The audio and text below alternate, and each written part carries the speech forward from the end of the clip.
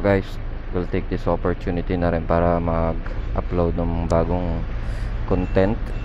This is for average fuel consumption, kung paano ko kinukuha yung average fuel consumption ko using the full tank method. Okay, so right now nandito ako ngayon sa gasoline station. Nagpa-full tank ako. Pula ang pinakarga ko.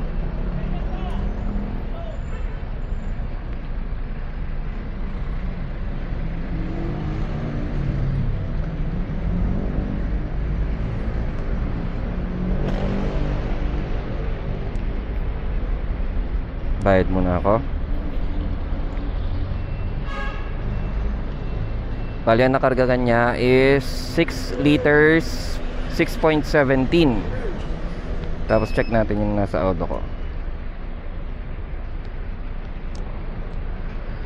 Bali ginagamit ko yung trip 2 para ma-compute ko yung average fuel consumption ko every time nagpapa-full tank ako.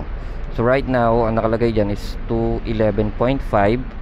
So ang formula dito is to divide 2.11.5 divide mo sa kinarga na 6.17. Alam, picturean ko lang to.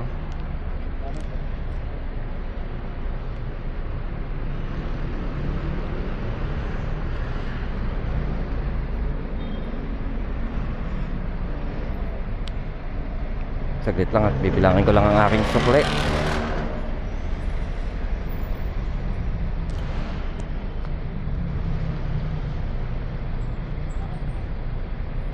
Okay.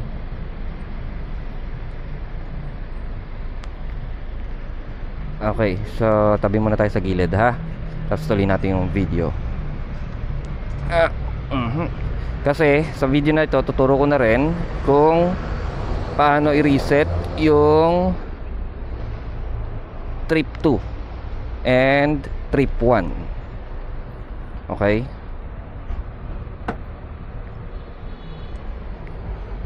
Okay. So ayun, kuhanin natin yung average fuel consumption niya. So 2.11.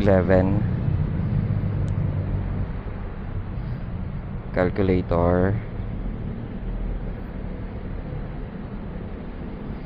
So 211.5 divide natin sa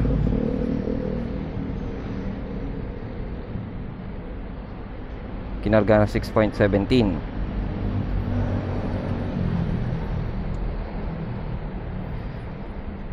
Oh my god. So ang average fuel consumption ko is 34.27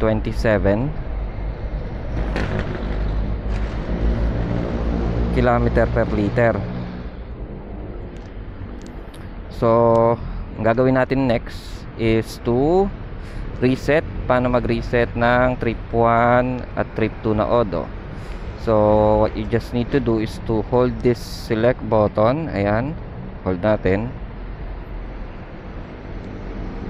Tapos dapat magsi-zero yung, ayan, so nakita nyo nag-zero na yung trip 2.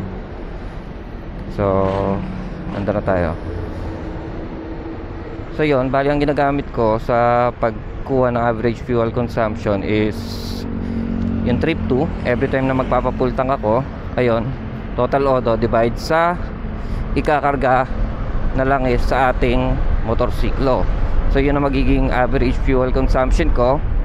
Bali ang biyahe ko pala is from Imus, Cavite to BGC.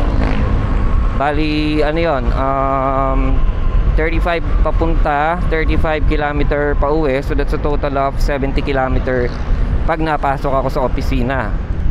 So yan yung average fuel consumption ko. Last time na chinek ko siya, parang nag-range ako ng 37 eh. I don't know, ba't bumaba ako ng 34.